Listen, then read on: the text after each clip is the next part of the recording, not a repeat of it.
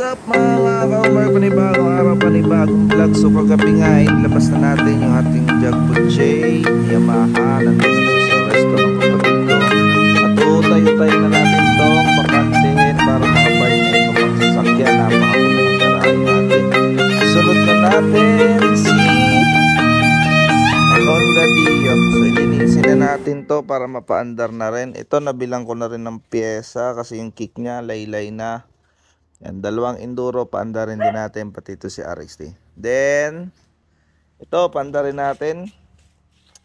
Ilinisan ko muna, then dadali natin dun sa mekaniko natin. Sige.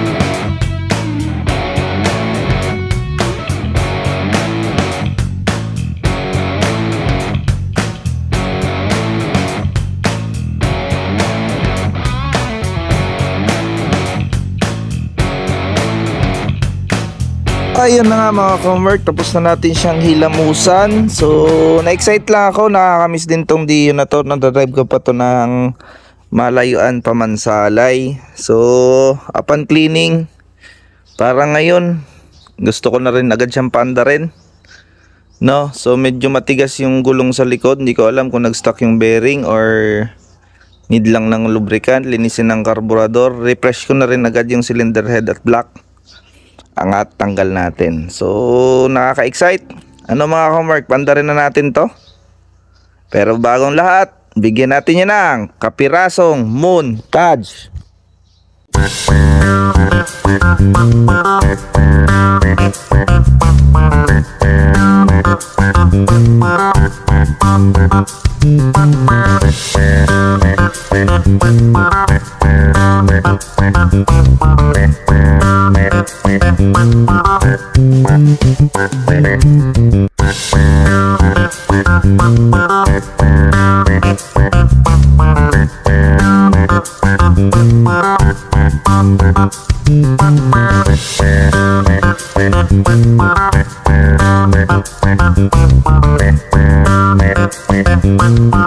Na nga mga ka-Mark, itulak na natin to doon kay Cham. Nandun si Jack, chat ko na rin siya, magagalaw nito. Sige.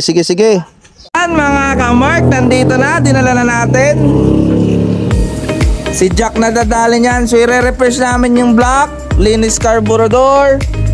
Panggilid ba niyan Jack, nililinis din? Linis. Takal mo yung sakip ng oil. Dito ng tangke niyan sa gas. Angat mo lang, tanggal na yan. Ayun, ayusin din namin yung wirings, baka lumiyab na lang bigla. Wala naman natanggal dyan. Huwag mo nang mahirapan ka nyan. Ano nga mga ka-Umar, nakalas na yung cylinder head. Wala pa naman kalog. So ganda pa naman. Kaso parang yung kalog ang ating gulong, flat pala. Nalagyan na ni Jack ng amoy. Ano ang amoy niyan ni Jack? Ito na yung gas tank natin. Diretso na yun dun sa ilalim. Paltin din natin ang mga hose. Matitigas na wirings. Ayusin na lang konti. Takbo na ulit to. Nakita na namin yung kuryente. Ngayon naman linis naman ang carburetor. Krano ay sabi kayo balik na ulit. Nakastuck sa bahay. Bago pa nga. Ay, may gas pa. Mabaho yan Jack. Gusto malayo Jack. So ganun yung amoy ng gas pag matagal ng naano.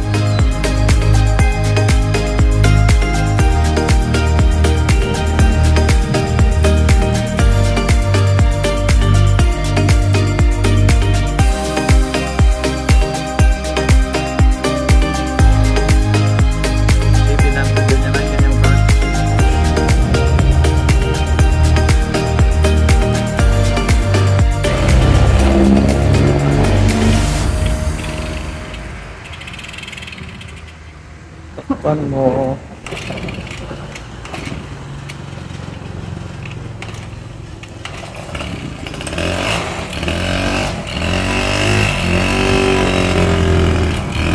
At yun na nga mga ka-Mark, parang nagkakaproblema yung pag-arangkada niya. Mahina yung marangkara, no? Hindi natin alam kung anong sira, karburador ba o ay, ewan ko, basta yan. Gusto na natin yan mapaandar. At eto na nga, sige.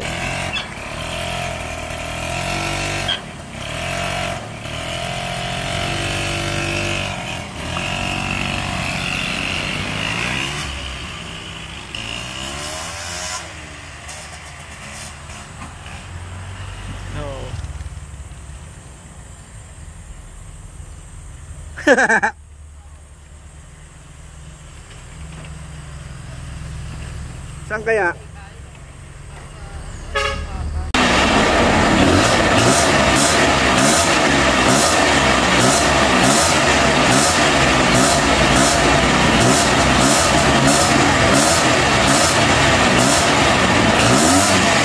Grabe tunog ng bearing ay.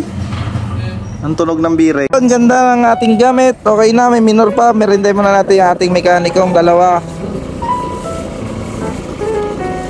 Buko juice. Matawid ng uwang. Turon.